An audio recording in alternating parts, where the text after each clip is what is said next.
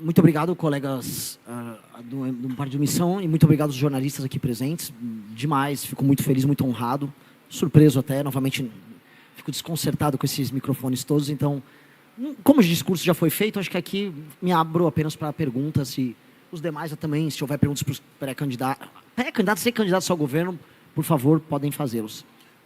Obrigado pela entrevista. Meu nome é Wallace Lara, eu sou da TV Globo.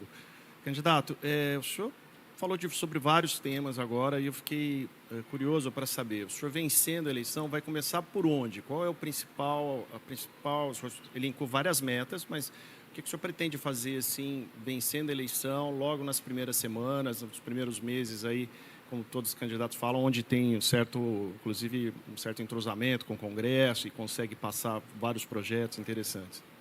Wallace, bom, que legal responder o Wallace, Lara, fico muito feliz. Wallace, a primeira coisa que eu digo para você é agenda fiscal, uma reforma fiscal que retire o Brasil da rota de colisão. O Brasil está quebrando, o Brasil está indo para uma rota de dominância fiscal nos próximos 2 anos, ou seja, os juros vão explodir, vamos ter uma crise inflacionária, então nós temos que fazer profundos cortes de gastos já na transição, antes mesmo de eu assumir, e iniciar com alterações nas leis penais o nosso combate ao crime organizado. Os brasileiros precisam sentir nos 6 primeiros meses do ano uma queda nos juros, um aumento de compra e a redução no medo de sair na rua e ver seu celular ser roubado, seu carro ser roubado. Eu terei fracassado se eu não conseguisse nos 6 primeiros meses. Então isso é prioridade, não é nem digo zero, a prioridade anterior é assumir o mandato. Nós temos que tocar isso já na transição, nosso deputado já passaria a tocar isso no primeiro momento, no D1, após a vitória. Candidato, já boa noite, né? Rosana Cerqueira, da Globo News. O senhor falou sobre crescimento econômico, a necessidade de que as pessoas possam não depender dos programas sociais. O senhor fez duras críticas aos programas sociais, usou a palavra esmola para se referir aos programas sociais. As críticas têm sido frequentes, aliás, nessa linha. Só que crescimento econômico demora para aparecer, né? Você tem que ter uma estrutura maior, você tem que a economia rodar, o impacto na vida, no salário das pessoas é mais lento. E não sei o que estou dizendo, é a economia que prova isso na prática. O senhor vai acabar até lá com os programas sociais, o senhor vai acabar com o Bolsa Família, com o Vale Leite, com o Vale Gás, mesmo antes da recuperação econômica gerar essa renda prometida pelos senhores? Por mais que muita gente esteja torcendo para que eu responda sim para a sua pergunta, a resposta é não. Na verdade, nosso programa sobre benefícios sociais é muito claro. Quem não tem condições econômicas de cuidar da sua própria família, não tem uma cidade que dispõe de atividade econômica. E quando eu circulei pelo interior do Brasil, especialmente interior do Nordeste, interior da região Norte, não há atividade econômica. O Bolsa Família se torna o último recurso que a família tem para continuar subsistindo. E nós não somos pessoas cruéis, muito pelo contrário, essas pessoas nós vamos manter os programas sociais. A questão é que haverá, por parte do governo federal, uma intenção, uma força ativa em levar desenvolvimento econômico, especialmente para essas regiões. A questão que a gente percebe é que a existência do centrão e a existência da política voltada à miséria, ela acontece nesses lugares mais pobres que as pessoas dependem deles. Então é uma questão, inclusive, de reforma política, não apenas econômica ou humanitária. Libertar aquelas pessoas é também libertar o resto do Brasil que está fora do Bolsa Família de um jugo terrível que é o jugo da corrupção. Onde tem mais pessoas vivendo do assistencialismo, mais tem político explorando elas. E nós precisamos libertá-las economicamente, no momento certo. Ninguém vai ser maluco, porque isso seria apenas cruel da minha parte, eu não sou uma pessoa cruel. E ao fazer essa libertação, eu vou gerar cidadãos, e gerando cidadãos eu tenho uma democracia melhor. Obrigado. Candidato Rebeca Mota, do NC News. O senhor falou sobre muitas propostas. Eu gostaria de saber quais estratégias o senhor irá utilizar, caso seja eleito, para articular com o Senado e com a Câmara dos Deputados, uma vez que a grande maioria das propostas que o senhor disse aqui hoje não dependem única e exclusivamente do senhor como presidente. Como o senhor vai se articular para lidar com isso? Diferente de outros candidatos que se colocaram como antissistema, eu não terei medo de sentar para conversar e fazer composição. Eu só não vou aceitar roubalheira no meu governo. Eu sou um democrata, sempre fui um democrata, e eu ajudei a tocar o impeachment da Dilma Rousseff como um democrata, gerando maioria no parlamento. Portanto, o meu governo vai fazer isso. Eu vou gerar maiorias e vou usar um dos instrumentos que tem à disposição hoje do Congresso Nacional, que hoje eles se viciaram, que é as emendas, de uma maneira completamente nova. Quanto mais despesas obrigatórias forem reduzidas por parte do parlamento, mais espaço discricionário vai haver para investimento por parte do governo federal. Portanto, também haverá, e nós vamos colocar isso em legislação, a autoria do nosso Kim Kataguiri aqui, nós vamos aumentar também o espaço de emenda. Só que dessa vez não emenda por orçamento secreto, emenda disciplinada para projetos que alterem a vida das pessoas nas cidades ao redor do nosso país. Isso, infelizmente, é o que ainda atrai os nossos parlamentares. A questão é que eles vão fazer isso por vias honestas. Ao se dedicarem a cortar gasto e defender o cumprimento de metas nos municípios, nos estados, eles terão mais emenda e a emenda será inaugurada pelos prefeitos, pelos próprios deputados, e assim eu vou gerar uma governabilidade republicana, não mais usando a emenda como compra, mas uma emenda como instrumento de transformação social. Candidato, Iago Cel, do Portal My News. Você tem muita influência na militância jovem, o MBL tem uma militância muito jovem, mas estamos a 3 meses das eleições. Qual é a dificuldade agora, pelo menos que na sua avaliação da campanha, de penetrar em outro eleitorado mais velho, talvez até um eleitorado bolsonarista? Qual é a sua principal dificuldade nesse sentido? Eu não tenho essa dificuldade, apenas eu não tenho ainda exposição nos grandes meios. Agora, como eu me torno candidato, eu estarei disponível para falar na televisão, para participar de debates, e as pessoas mais velhas que costumam acompanhar outras mídias que não as redes sociais, elas terão um contato conosco. As ideias que nós defendemos são ideias que pessoas mais velhas concordam. Elas apenas não sabiam porque elas estavam presas, às vezes, nas ilusões que são oferecidas para elas pelos outros grupos políticos. O bolsonarismo prendeu as pessoas uma ilusão. E basta elas verem algo novo, e a verdade é como água mineral, é como água limpa, basta elas verem água limpa que elas vão querer beber água limpa. E a gente vai oferecer água limpa para elas. Boa noite já, na verdade. Sou Pedro Fagundes, da CBN. Queria saber, candidato, a colega falou... Na verdade, você respondeu a pergunta da colega falando de que você é uma pessoa cruel, claro, então não vai tirar todos os programas de assistência social de cara, porém, durante o seu discurso, você chegou a falar que nós somos uma geração que vai ter que passar por sacrifícios. Gostaria de saber que sacrifícios são esses que a gente vai ter que passar para que a próxima geração consiga nascer e passar por novas benesses. Quais seriam esses sacrifícios? Nós vamos trabalhar mais do que todas as outras gerações. Nós vamos transformar um país que perdeu completamente a autoestima num país sério. Nós vamos ter que trabalhar e trabalhar muito para ver as favelas do Brasil se tornarem bairros. Nós vamos ter que lutar para transformar as cidades do Brasil que estão se tornando inóspitas, com as ruas à noite tomadas pelo medo, em lugares passíveis de serem habitados. Nós vamos todos ter que trabalhar e trabalhar muito por isso. Muitas pessoas vão ver o trabalho, vão lutar com o trabalho, mas não verão o resultado através da melhor vida possível que o futuro, que os filhos deles verão. É disso que eu estou falando. Mas a vida vai se tornar muito melhor do que ela está hoje. O que eu prometo para as pessoas é que só de fazermos as reformas econômicas e só de destruir o crime organizado, andar na rua e comprar os seus produtos mais básicos e não precisar você parcelar o seu iFood, já será uma conquista básica. É que nossas ambições futuras são tão grandes, tão grandes, tão grandes, que o que nós vamos conquistar no presente é pouco do que nós vamos conquistar no futuro. Os seus filhos, os seus netos, eles verão um tipo de país que será respeitado lá fora. Então, o sacrifício que eu falo é o sacrifício do trabalho. E, aliás, até com relação até à pergunta anterior, nem o sacrifício do bom trabalho está sendo oferecido para os brasileiros. Está oferecido hoje para os brasileiros o sacrifício da desistência. E isso eu não aceito. A desistência não haverá. Agora haverá trabalho, e muito. Vai ser o país do trabalho para conquistar o país do futuro. É basicamente isso. Muito trabalho. Boa noite, candidato. Me chamo Guilherme Carvalho, sou do Valor Econômico. Eu gostaria de perguntar qual será a posição da sua candidatura, ou quando for eleita, em relação ao Supremo Tribunal Federal. Eu sei que o MBL e o Partido Missão já fez críticas diretas aos ministros, tendo como exemplo o ministro Alexandre de Moraes, mas num governo será combatível ao Supremo ou tentará aprovar projetos para... na avaliação, restringir um pouco o papel do Supremo? Como será a condução do governo nesse caso? Eu sou um democrata, eu quero governar o Brasil. E quando eu falo governar o Brasil, eu espero de maneira muito cordial que o Supremo se comporte como um ente constitucional defensor da Constituição, que é isso que o Supremo serve. E se ele se comportar dessa maneira, eu agirei também da maneira mais respeitosa com o Supremo, porque é assim que o presidente da República tem que ser. E assim que o Supremo tem que ser com relação ao presidente da República, e assim que o parlamento tem que ser com ambos. Hoje os poderes estão corrompidos, cada um defendendo o seu próprio privilégio, ou quando juntos participando dos mesmos escândalos de corrupção. Basta ver o escândalo do Banco Master. Eu quero que sejam investigados ministros do Supremo, ou parlamentares, ou presidentes de partido, que estão hoje parte dos mesmos escândalos de corrupção. Entretanto, não serei eu a declarar guerra a eles no primeiro dia, porque isso é manter o Brasil na mesma crise que nós vivemos. Nós temos uma guerra a enfrentar no dia 1 do meu governo. É a guerra contra o crime organizado e é a guerra contra a pobreza e a ausência de trabalho e contra o endividamento do Brasil. Nesse momento eu vou convocar todos, do empresariado, a imprensa, aos partidos políticos, ao judiciário, ao parlamento, a todos participarem dessa reconstrução.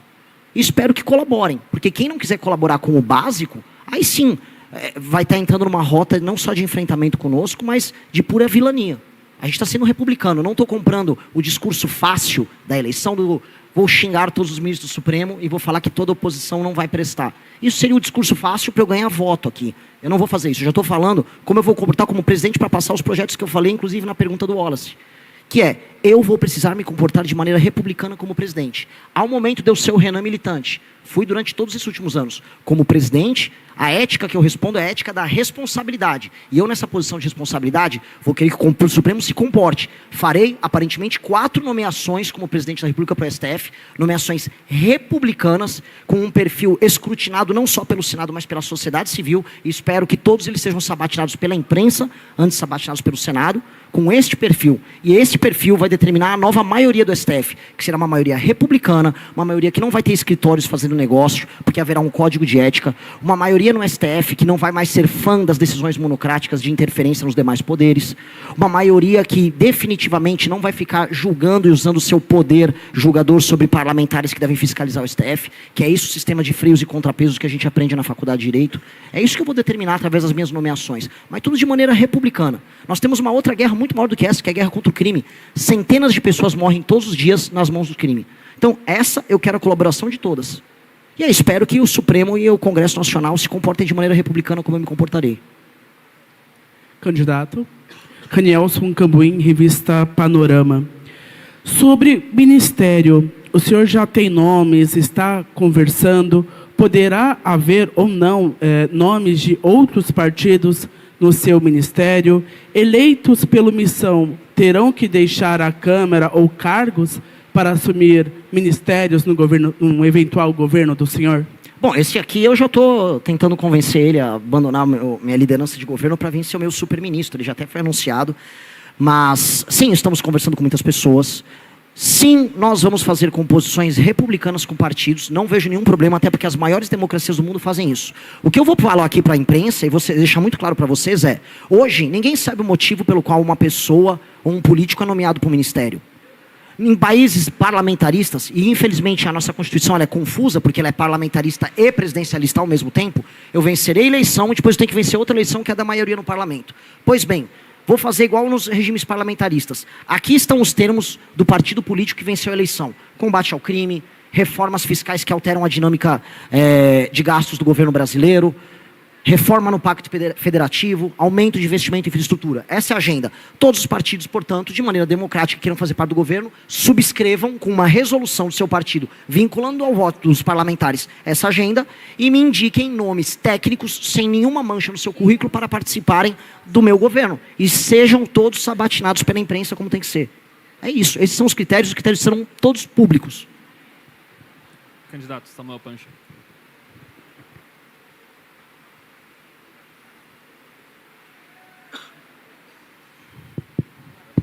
Candidato Samuel Pancher, do Metrópolis. A gente sabe que a principal expressão, uma das principais expressões de democracia durante uma campanha eleitoral são os debates. A gente vê um movimento dos dois primeiros colocados, Flávio Bolsonaro e Lula, de não comparecer ou deixar em suspenso se vão comparecer aos debates. Queria entender como o senhor avalia esse comportamento deles e se o senhor se compromete a comparecer aos principais debates que estão já marcados. O Lula e o Flávio Bolsonaro acham que democracia só é bom quando eles ganham ou quando eles levam vantagem. Por isso que o PT nunca reconheceu de verdade a vitória de nenhum dos seus adversários, sempre tratou o adversário que assume o poder como alguém que tem que tomar um impeachment na hora. E o bolsonarista, ele, quando perde uma eleição, ele reclama da urna. Agora, quando ganha, ele não reclama. Então, esses caras são casuístas. Eles não gostam de democracia e eles não têm ideias a oferecer. O Lula vai falar o quê comigo no debate? Que ele vai oferecer mais um pé de meia? Que ele vai oferecer mais um Vale Gás? Qual é o projeto dele? Eu não estou nem falando dos escândalos de ambos. O Flávio vai falar para mim, ele vai ter a cara de pau de vir num debate explicar como ele vai conseguir dar mais de 100 milhões de celulares para mulheres e idosos no Brasil. Isso vai custar mais de 150 bilhões de reais no ano. Onde ele vai arrumar esse dinheiro? Ele não tem coragem, ele só consegue falar isso sozinho numa câmera. Então, basicamente, como bons pseudo ou falso democratas, eles não irão aos primeiros 2 debates. Isso a gente já sabe. Continuo desafiando, eu já disse para todo mundo, já disse para a imprensa, olha, se eles precisarem, eu nem pergunto coisas difíceis. Eu pergunto coisas fáceis. Responda aí só de projeto de governo. Não tem problema nenhum. Mas vão ao debate. Vão ao debate. Prestigiem as pessoas que ficam brigando nas redes sociais em nome deles. Eles fazem um monte de gente ficar se matando em rede social lá, defendendo eles, mas na hora de aparecer no debate eles não vão. Que coisa pequena. Que gente mesquinha. Aí vão os dois ficarem gritando democracia. Gente mesquinha e pequena. Não tenham medo de mim, eu não mordo. Eu só falo algumas verdades. E eu vou falar nem todas as verdades, nem vou precisar falar todas para ganhar deles. Eu volto a colocar, é um senhor senil com um grande histórico de corrupção. E um cara com um QI baixíssimo, com um histórico de corrupção recente, envolvimento com a turma da banda podre da política carioca, ligada ao Comando Vermelho, concorrendo do outro lado. É por isso que eles não querem ir, é só isso. Boa noite, candidato. Sou Ana Lankes, da The Economist, a revista inglesa. Você acaba de falar em profundos cortes de gasto na transição. Pode ser mais específico? Quais gastos você cortaria? De maneira muito clara, vamos rever renúncias fiscais. De maneira muito clara, a gente está falando sobre desvinculações de determinados gastos na área de saúde e educação, na parte de aumentos deles. Estamos falando de algumas desindexações em gatilhos automáticos de aumentos de gasto do governo. E isso vai gerar, em coisa de 4 a 5 anos, que me corrija aqui o ministro Kataguiri, coisa de R$1 trilhão em economias. 1 trilhão e 100 mil reais em economias. O que vai tirar a rota de colisão do Brasil com a quebradeira, o que vai tirar o Brasil, vamos dizer, desse aumento escalonado e acelerado da dívida, e vai encaminhar a gente para um caminho seguro do equilíbrio fiscal. Para que, já que você é de um veículo inglês, para que ingleses, americanos, chineses possam investir aqui, sabendo aqui que passa a ser um porto seguro para investimentos. Candidato Wallace, de novo. O senhor falou uma coisa, falou vários tópicos sobre segurança pública no seu discurso. Eu tenho me dedicado a fazer muitas reportagens sobre segurança pública, é um assunto que está me prendendo nos últimos meses. Aí. Eu queria entender, o senhor falou que vai reduzir a taxa de homicídios, né, o número de homicídios, mas, ao mesmo tempo, o senhor vice já anunciou que, se ganhar, vai entrar no Complexo do Alemão. A gente observa toda hora o pessoal gritando prendeu, matou. E essa taxa de homicídios que a gente tem, que é muito alta, tem sempre um índice de letalidade da própria força policial, das polícias, que o senhor pretende até valorizar. E aí eu queria entender como é que o senhor vai reduzir a taxa de homicídios se a polícia vai ter mais autonomia, que é inclusive algo que os governadores que já passaram por aqui sempre reclamaram, que a polícia militar tem tanta autonomia que às vezes sai um pouco fora de controle. Então eu queria entender como é que o senhor vai aumentar o combate e reduzir o número de homicídios. De uma forma muito clara. Eu proponho agora, então, como comunicado oficial, para todos os traficantes que ocupam o território brasileiro, que eles se entreguem sem combate. Aí nossa polícia não precisa matar ninguém. Eu não gostaria de matar alguém por matar. Agora, se alguém quiser combater de maneira armada a polícia, ele encontrará um enfrentamento devido. Não existe guerra unilateral. Nós vamos encontrar um inimigo que quer guerra. Se ele quiser se entregar, nós entregaremos ele para a cadeia, que é o que nós queremos fazer. Nós somos um país republicano. Agora, se eles quiserem um enfrentamento, eles terão um enfrentamento. O que nós não podemos negar, eu olho só, desculpa estender aqui um pouquinho, é ficar numa ficção em que um lado mata as pessoas, e nós temos mais de 100 homicídios diários, e o outro não tem um plano de ação coordenado para fazer um enfrentamento. Eu volto a colocar, eu adoraria apenas que eles se entregassem. Se puderem se entregar, eu ficaria muito feliz que nenhum dos nossos policiais aqui tivessem uma sequer baixa dos seus inimigos. Até para não morrerem policiais também na troca de tiro. Seria o cenário perfeito. Agora, será que eles vão fazer isso? Bom, tudo bem, mas o senhor está dizendo que vai reduzir a taxa de homicídio. Sim. E é curioso até porque aqui em São Paulo o nosso problema não é com homicídio nem latrocínio, é furto e roubo. É furto e roubo. Então eu queria entender, o senhor como é que vai ser a sua polícia nesse caso? Porque a gente já teve experiências assim e esses números que o senhor se referiu, eles são consequências de mais autonomia para a polícia, como a gente tem visto aqui em São Paulo. Os números de homicídio não são consequência da ação policial, eles são consequência da ação do crime. A maior parte dos homicídios no Brasil não são gerados pela ação policial, eles são gerados pelo crime. Milhares de pessoas morrem diariamente nas mãos do Comando Vermelho, do PCC, do bonde dos malucos, da ADA e de outras facções que tomaram o território nacional. Eu não posso, por mais que eu seja paulista, tomar o todo pela parte. São Paulo não é o Brasil. Santa Quitéria, que é uma cidade que foi tomada pelo Comando Vermelho no Ceará, ela vive uma situação muito diferente de São Paulo, de Vinhedo. Se eu for falar da periferia de Fortaleza, ela vive uma outra situação. Bahia está sendo tomada de homicídios. O Amapá está tomado de homicídios.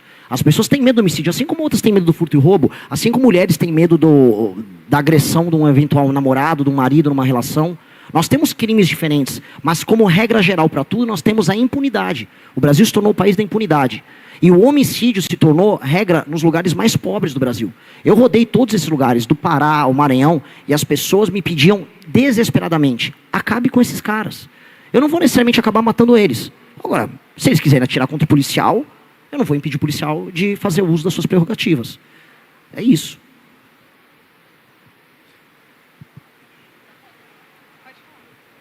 Candidato, boa noite, Lucas aqui do UOL.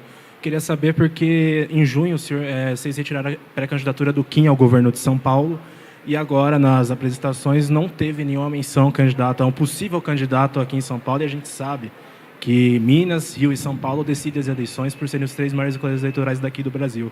Quem que vai ser o candidato? Já tem algum nome, algo definido? Como que está isso? Ainda não está definido, por hora. São Paulo. O Kim, ele aceitou uma missão maior do que ser candidato ao governo de São Paulo. Se eu vencer a eleição, será porque Kim Kataguiri assumiu a posição que ele assume hoje. Não só apenas o Kim, Amanda e o Haroldo, minha campanha agora se tornou completamente outra depois da adesão deles. Então, nossos planos hoje, por mais que eu ame meu estado, por mais que eu seja paulista, a bandeira das 13 listras, povo bandeirante, eu sou brasileiro também, a minha missão maior agora é com o povo brasileiro do que com o povo de São Paulo, por mais que eu ame meu estado. Boa noite. Isabela, da Folha de São Paulo. Durante seu discurso, o senhor afirmou que quer transformar favelas em bairros e favelados em cidadãos. Eu gostaria que você explicasse o que você quis dizer com transformar favelados em cidadãos, já que moradores de favelas já são cidadãos brasileiros com direitos e deveres garantidos pela Constituição. E, além disso, eu também gostaria que você dissesse o que pretende fazer para desfavelizar o Brasil. Vou começar pelo começo, então. A Constituição garante uma série de direitos. Liberdade, direito de ir e vir, direito de propriedade, direito à habitação. Alguém ali dispõe desses direitos? Ninguém dispõe. São direitos nominais. Eu colocar um direito num papel não significa que ele se realiza na realidade. Inclusive, veja só, eu sou uma figura de direita. O maior crítico disso é a esquerda, historicamente. Materialmente falando, eu ficar citando nominalmente direitos, dizendo que eles existem, não faz com que eles se realizem no plano da realidade. Eu tenho que executar os direitos. Torná-los cidadãos é uma constatação. Constatação de que tem uma parte do povo brasileiro que é tratado como bicho, às vezes nem sequer como gente. E entregar a eles o direito à moradia, ao direito a viver num bairro decente, a ter um emprego perto de casa, a não ter que ficar se submetendo ao bandido, é entregar direitos humanos a eles. Essas pessoas, infelizmente, não são titulares de direitos. Segunda coisa, o que é uma política de desfavelização? Eu já vi gente falando, o Renan vai pegar uma retroescavadeira e tirar as casas dali. Mentira. A nossa política de desfavelização é literalmente tornar o que a gente chama de favela em bairro, em levar esgoto e fornecimento de água, a acabar com a taxa altíssima que nós temos de tuberculose em favela, porque os becos fazem com que a umidade fique muito mais alta do que num bairro comum. É fazer com que a gravidez na adolescência despenque, porque existe inclusive uma pesquisa na favela da Maré, a presença de gravidez adolescente nas favelas é muito maior. Os casos não reportados de violência contra a mulher na favela que existem são muito maiores. As mulheres têm medo de fazer o reporte disso. Todos os lugares muito pobres, aí não só favelas, estou falando de cidades muito pobres. Mulheres falam, olha, eu não posso denunciar. Pessoas que são assaltadas ou que foram alvo de abuso, homens que tomaram porrada no meio da rua, pai de família, porque quis pegar um Uber e não um mototáxi ligado à facção. Esses caras não reportam os crimes que eles sofrem. Tudo isso é algo que acontece com gente que é vítima do tipo mais baixo de banditismo, que a gente vê, como aconteceu no Haiti, que vem em alguns ainda, infelizmente, lugares na África. Eu quero tornar essas pessoas cidadãos.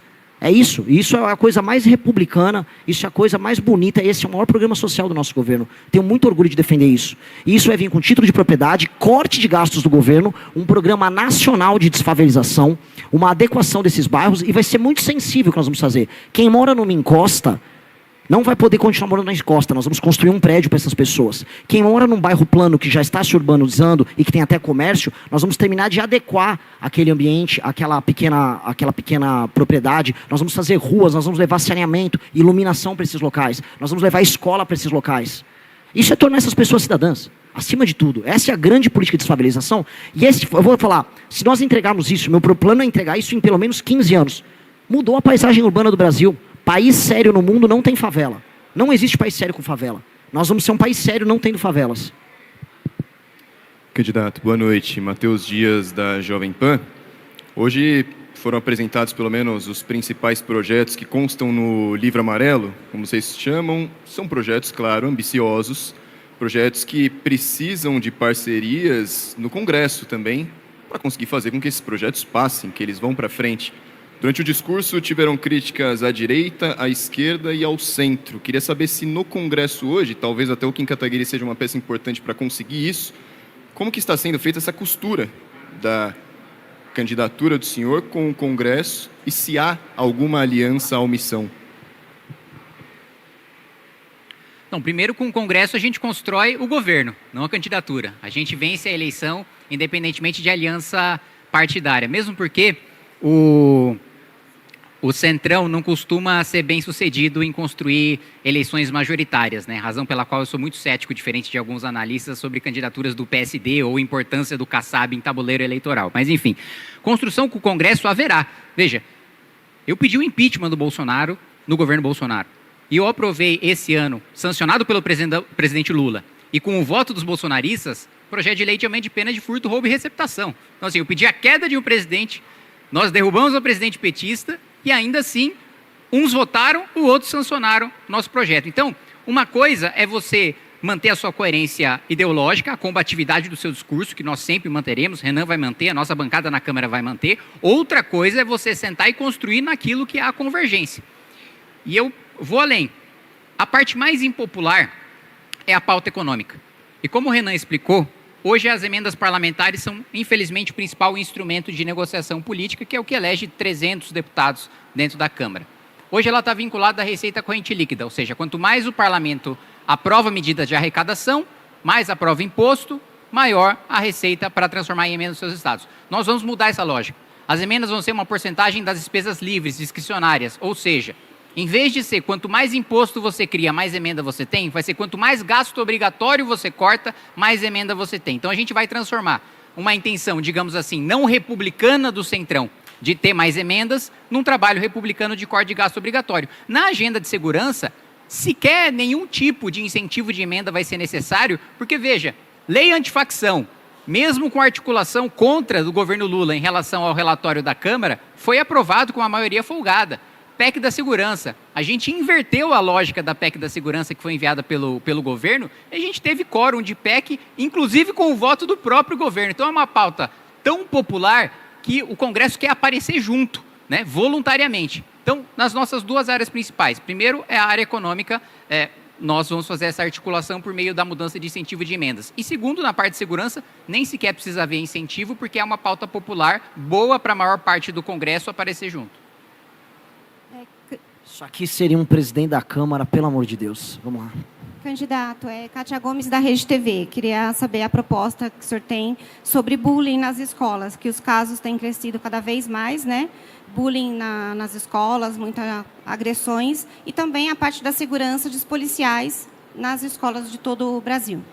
Restituição da autoridade do professor em sala de aula. O professor vem sendo humilhado em sala de aula. E não é só o bullying que o aluno sofre do coleguinha.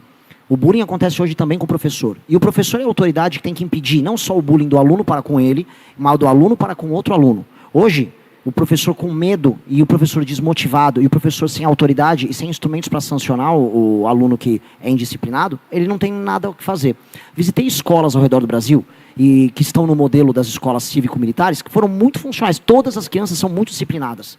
A única restrição que eu tenho a esse modelo é que ele é caro e eu não consigo implementar em todas as escolas.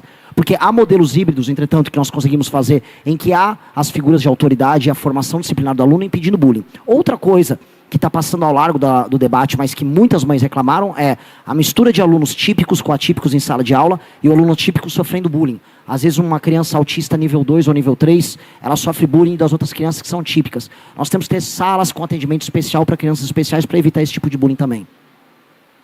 Candidato, boa noite. Aqui é o Freitas Júnior, Frota TV. Queria fazer uma pergunta sobre política internacional. Muito tem feito parte desse debate político, dessa disputa eleitoral entre esquerda e direita, a influência do Flávio Bolsonaro nessa nova taxação no Brasil. E, do outro lado, muito tem se falado que a culpa é do Flávio, mas a esquerda não consegue rever isso. Seria uma falta de competência internacional ou realmente o Flávio Bolsonaro teve essa influência nessa nova taxação? São as duas coisas. Imagina, você é o Lula, você tem o Itamaraty à disposição, você tem pessoas de carreira bem formadas, você tem relatórios recorrentes sobre o novo presidente eleito americano, que é o Donald Trump, e todo mundo sabe, todo mundo que lê qualquer notícia internacional, acompanha a política americana, sabe, e o Brasil tem relatórios da Embaixada Brasileira dos Estados Unidos, que ele iria adotar essa nova política comercial e de taxação e que ele iria submeter toda a América Latina ao seu projeto político de enfrentamento com a China. Todo mundo sabia de antecipação. O governo brasileiro, Lula, não tinha um projeto, não teve nada a fazer. Ele manteve sua lógica internacional de conflito e terminou humilhado pelo Trump internacionalmente. E aí ele fica fingindo que briga, ele grita numa discussão, mas acaba cedendo, e hoje até agora não soube fazer o enfrentamento verdadeiro às sanções que nós tivemos. Tampouco vimos uma discussão séria sobre a questão das terras raras com os Estados Unidos, mas vimos cada vez mais a chegada de empresários americanos para negociar com empresários brasileiros aqui. Então, de um lado nós temos um governo Lula muito fraco, que não fez a lição de casa sobre esse assunto, e me assusta, porque relatórios existem. Eu acompanho política externa, eu já sabia, qualquer um aqui que cobre política internacional sabe. E do outro lado, a família Bolsonaro é apenas vassala do Trump. Não é nem que eles são vassalos do Partido Republicano, ou do governo americano, ou dos Estados Unidos. Eles são vassalos do Trump. E aí eles estão atendendo ao interesse imediatíssimo do Trump. Não à toa o senhor Eduardo Bolsonaro fica lá viajando, ganhou agora um green card. Eles são apenas, vamos dizer, soldadinhos do interesse do Trump aqui no Brasil.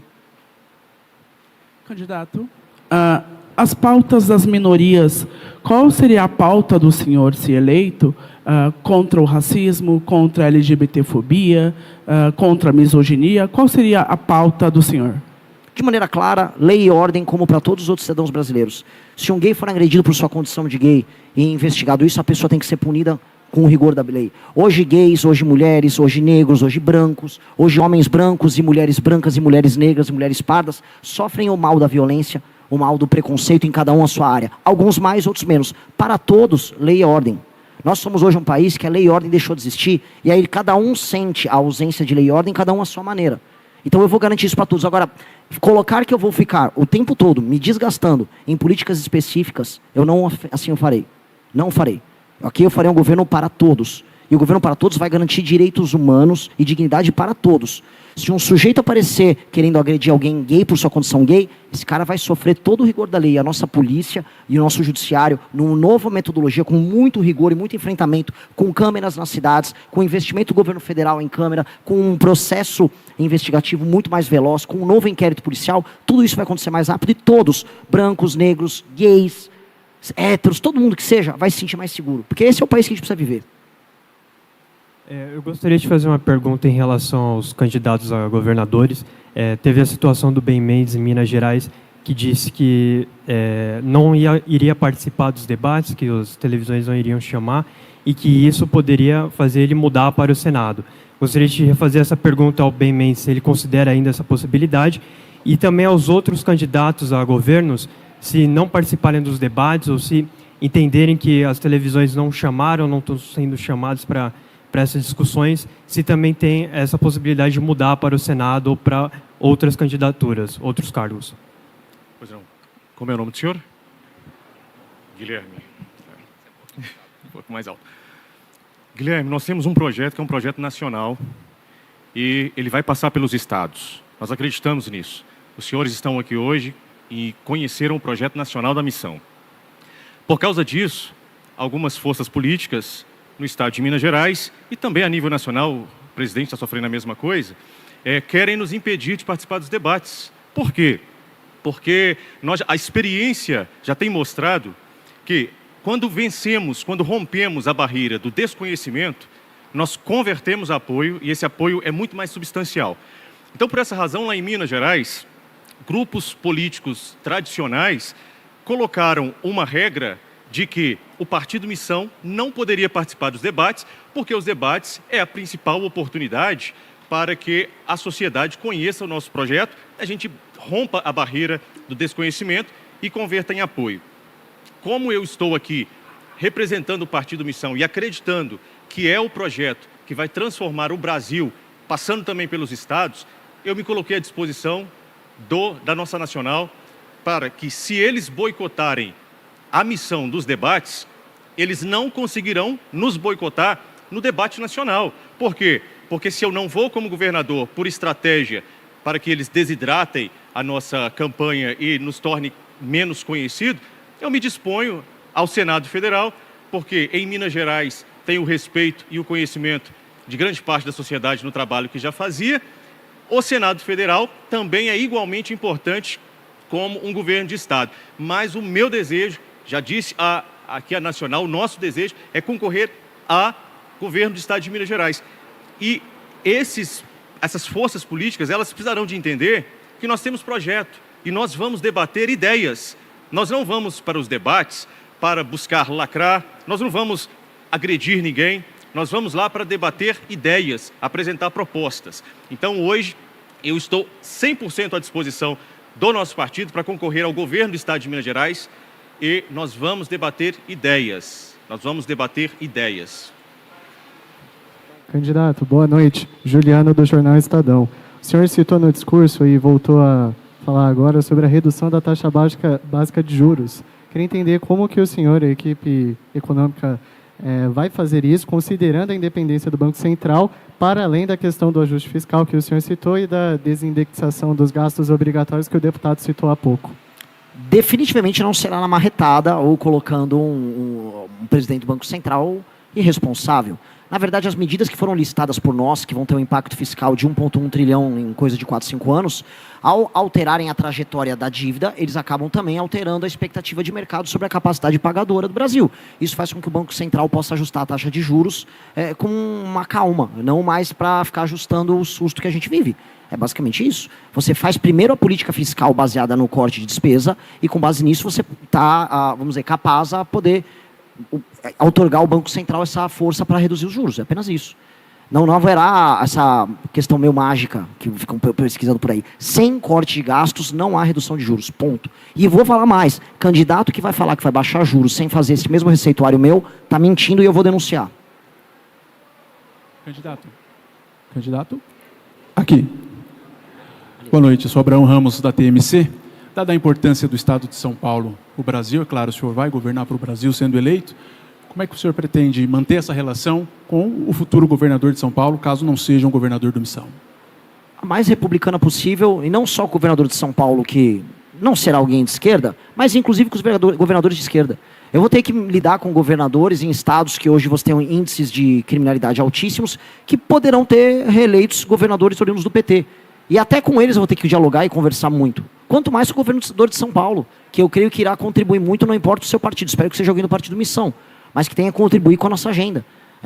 Definitivamente o papel nosso, se é destruir o crime organizado nos estados e levar a atividade econômica para esses estados, ele terá que ser de cooperação com os governadores. Eu espero o mesmo deles. Obrigado, pessoal. Então deixe seu like e se inscreva no canal.